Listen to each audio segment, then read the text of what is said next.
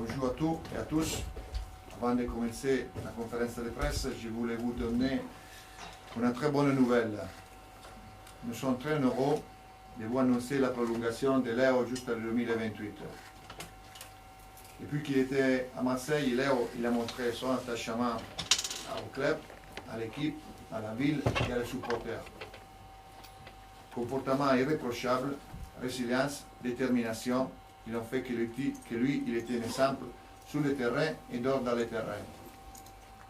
Léo, en nom de l'Olympique Marseille, je tiens à te féliciter pour ta prolongation.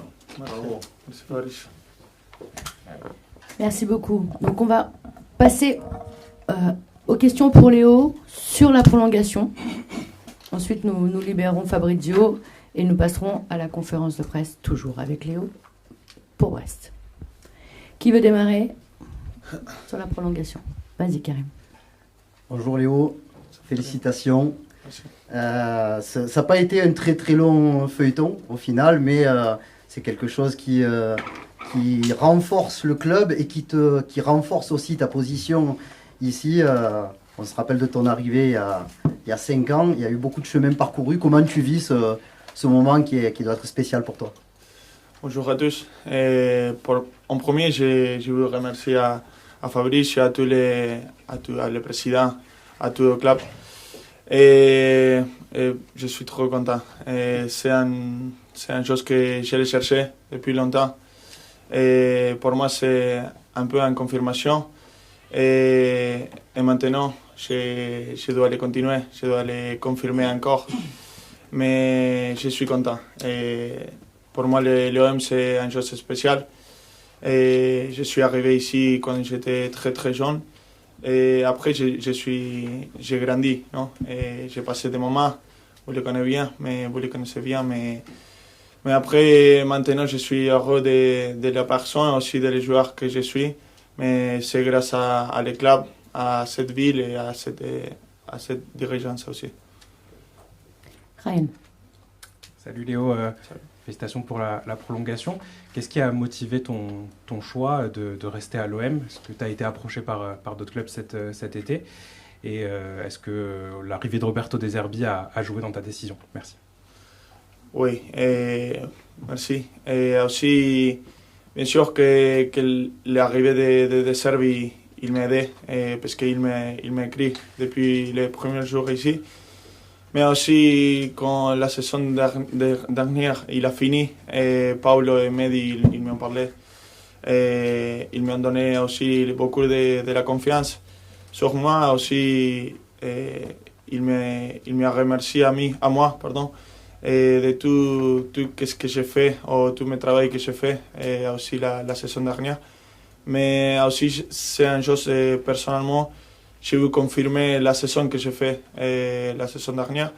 Et c'est aussi une preuve que je me fais à moi. Flo. Léo, bonjour et félicitations. Je voulais te demander quel message comporte cette prolongation aussi pour les autres, parce que tu as vécu des moments qui n'ont pas toujours été faciles. Tu t'es accroché, tu as réussi à t'imposer dans un club qui t'est assez cher. Voilà. Est-ce que c'est un message quelque part aussi qu'avec du travail, de la persévérance, on y arrive? Oui. Je pense que oui. J'ai beaucoup travaillé pour ce moment. Même dans les moments difficiles, j'avais ça dans la tête. Je n'ai pas pensé à lâcher et en partir. Et jamais. J'ai douté de ça. Plus dans les moments difficiles, je croyais plus sur moi. Et c'est ça qu'il faut faire, non? Dans toute l'ambiance. Ici, moi, je peux parler de le foot, non? Mais je pense que la confiance sur eux-mêmes, c'est important dans toutes les choses dans la vie. D'autres questions pour Léo sur la prolongation? Non? Bah écoutez, merci Fabrizio. Merci beaucoup. Merci, Elie. Merci beaucoup.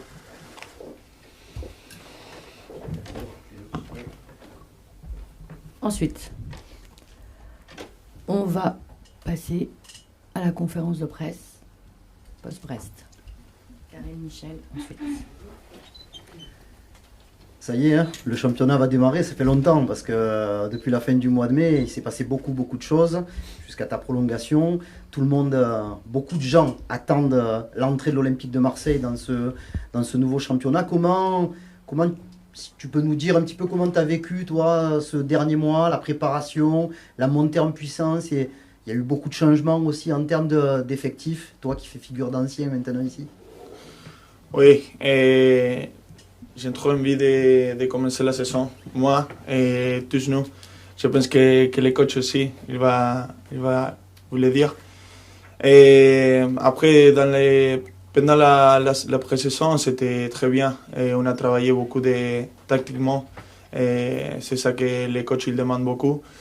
Et oui, il y avait beaucoup de nouveaux joueurs, mais ils sont bien rentrés dans l'équipe, dans le groupe.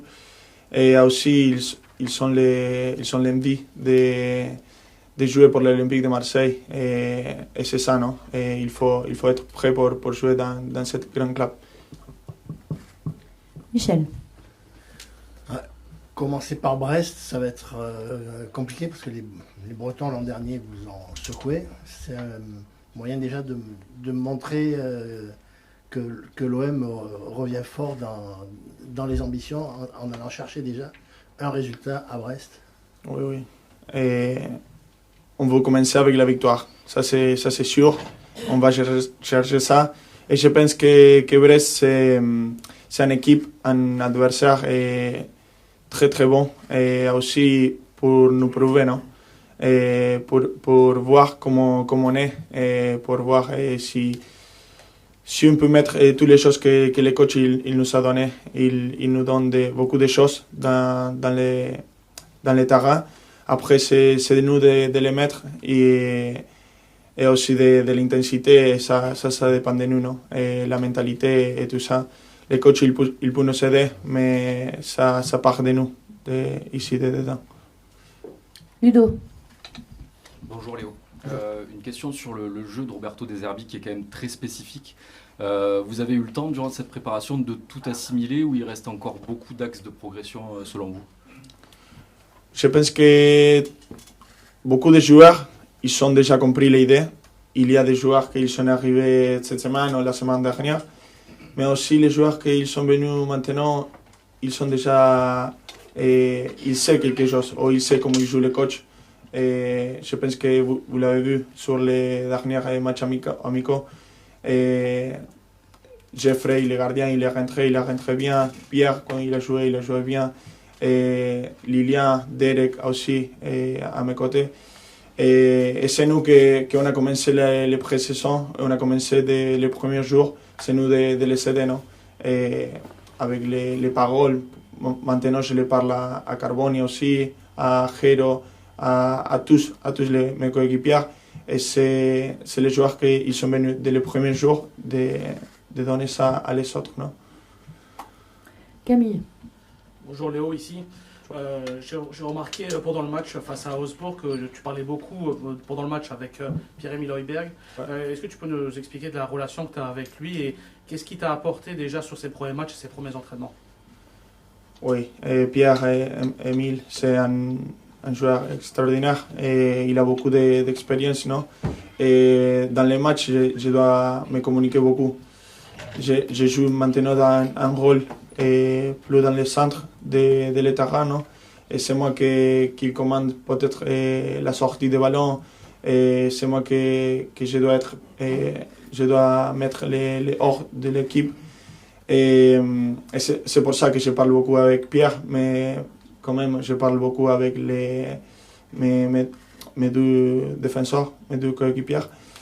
Et lui, il te donne de l'expérience. Tu peux le voir, même dans les vestiaires. Et on a déjà parlé, il m'est venu à parler et il m'a donné des conseils et que c'était important pour moi, je dois l'écouter beaucoup. Tristan. Bonjour Leonardo. Bonjour. En plus de votre prolongation, vous portez le brassard depuis le début de la préparation et sans doute demain. Qu'est-ce que ça représente pour vous d'être capitaine de l'OM? Et est-ce que ça vous donne enfin, maintenant que vous êtes les joueurs les plus vieux de l'effectif, est-ce que vous avez une mission ou est-ce que vous devez vous comporter comme un leader, d'autant plus dans le vestiaire? Oui, pour moi, le brassard ici, c'est un rêve, non? Et je l'ai dit à beaucoup de gens ici que quand j'étais petit, maintenant je suis supporter de Boca Juniors et pour moi c'était un rêve, non? Et quand je suis venu ici, l'OM c'est pour moi le même que Boca Juniors mais en Europe, non? Et porter le brassard de ce club, et je comprends qu'est-ce que représente ici à la France. Et c'est le meilleur club de la France et porter cette brassard, c'est une chose magnifique. J'ai aussi partagé beaucoup avec des coéquipiers, des bons capitaines ou des coéquipiers avec beaucoup de mentalité. Et c'est ça que je dois mettre, non? Et la mentalité, je dois parler avec les gens. Et aussi, c'est des choses que j'ai fait avant. Et c'est continuer de faire les choses que je suis en train de faire, mais aussi avec plus de responsabilités. Flo? Ouais. Léo, j'avais deux questions parce que je voulais te relancer sur le statut de capitaine. Est-ce que tu peux nous raconter comment ça s'est décidé avec le coach notamment? Et je voulais savoir si voilà, tu étais capitaine installé à 100% de l'équipe avec le brassard, ou est-ce que quand Valentin va revenir, la question se posera. Voilà, est-ce que tu peux nous éclairer un petit peu sur ce statut, comment ça a été décidé et comment ça va évoluer? Oui, pour le moment, je suis le capitaine parce que j'ai commencé les matchs amicaux et tout ça. Après, le coach, il n'a pas dit vraiment qui est le capitaine, non? Et aussi parce que je ne sais pas comment le dire ça. Et pour lui, ce n'est pas important le brassard, non? Sinon, il a des 5-6 joueurs qui sont ses capitaines, non? Et il les donne la confiance à eux pour parler avec toute l'équipe, non? Et après, c'est mieux parce qu'on est beaucoup, on est plus. Et aussi, on peut partager les idées et de les communiquer dans l'équipe, non? Et je pense que chacun, il doit prendre ses responsabilités. Pour le moment, c'est moi que je vais porter le brassard, donc oui, bien sûr que je vais prendre la responsabilité et les paroles avec les arbitres, non? Mais aussi, si Pierre-Emile, Condombia, Valentin, Lilian, qui vient d'arriver, mais il a la personnalité, et Geronimo aussi. C'est des joueurs que tous nous, on doit aider les gens, à toute l'équipe, et on doit parler avec tous nous. Merci Léo. Et l'autre question, ça concerne le début de ce nouveau projet, quelque part, là, de 3 ans, comme on l'évoque beaucoup. Il y a eu énormément de changements dans l'effectif, il y en aura peut-être encore. On demande de la stabilité, mais est-ce que quelque part à l'OM, on peut être patient? Est-ce que tu as le sentiment qu'il faut tout de suite avoir des résultats, même si ça peut demander un petit peu de temps, vu les nombreux changements? Oui, je pense que l'OM c'est un club qui a besoin de résultats, non? J'espère qu'on commence avec la victoire demain, mais aussi dans ce moment je pense qu'il faut être un peu patient, non? Parce qu'il y a beaucoup de changements. Là, il y avait un nouveau coach et je peux le dire à tous que l'idée de le coach c'est clair. Et maintenant on est en train de comprendre. On est prêt pour démarrer les championnats, on est très prêt. Mais aussi, il faut qu'on prenne plus de l'habitude, non, de les choses que les coachs ils nous demandent. Mais oui, c'est ça. Nico? Ouais, Léo. Je le monte en l'air comme Balerdi. Ça te parle? Ouais. Est-ce que tu as l'impression, enfin, donc on en a parlé, le chemin parcouru, il est quand même assez incroyable te concernant parce qu'il a été assez long. Est-ce que du coup tu as l'impression aujourd'hui de faire partie à la fois donc de l'histoire de ce club et aussi du patrimoine marseillais à travers cette petite évocation dans ce titre? C'est trop ça. Et je sais pas. Et je sais pas si vous pensez comme ça, pour moi c'est magnifique. c'est quelque chose de bien pour moi. Et après, quand vous me dites ça, je pense à travailler seulement, à continuer dans les mêmes chemins. Et après, je l'ai dit merci déjà à Jules. Maintenant, je les remercie ici. Mais pour moi, oui, c'est quelque chose. Et j'aimerais de partir ici un jour avec des titres, non? Et c'est ça mon premier objectif. Karim. Deux questions, s'il te plaît, Léo. Une première tactique sur l'évolution de l'animation défensive qui est mise en place par le coach de Zerbi et son staff. Est-ce que c'est pour toi et pour tes coéquipiers assez simple à comprendre? Parce que tu dis on est prêt, je sais que vous avez beaucoup travaillé pendant un bon mois, mais est-ce que pour toi ça a été simple de comprendre ce schéma? Oui, oui, parce que le coach, il a, comme je dis, le coach, il a les idées très claires. Donc, même dès les premiers matchs amicaux, on a tout compris. Et bien sûr qu'après, on doit le faire naturellement. Mais après, on a compris tous les moments qu'on doit changer la ligne, parce que parfois c'est Quentin qui va en haut, parfois il se met au milieu. Et bien sûr qu'on a beaucoup travaillé, mais je peux dire que maintenant, oui, on a déjà l'habitude. Il faut continuer à travailler, mais on est déjà bien avec ça. Et pour la partie des joueurs qui est toujours en place dans l'effectif, il y a quand même beaucoup d'attentes, presque un esprit de revanche, parce que la saison dernière en championnat, elle n'a pas été bonne du tout. Il n'y a pas de Coupe d'Europe cette année, donc c'est en partie aussi à cause de vous, hein, c'est un ensemble. Comment vous gérez cet état d'esprit pour cette saison? Oui, et on le sait, les joueurs qu'on a été ici, on le sait, et on ne peut pas permettre ça, non? Et on ne peut pas finir 8e. Et maintenant, les objectifs collectifs, c'est clair, se qualifier à la Champions League, finir dans les top 3. Et bien sûr qu'après, quand on est là, on va penser dans les titres. Mais pour le moment, il faut penser, il faut être réaliste, il faut comprendre l'idée et il faut rester dans les 3 premières.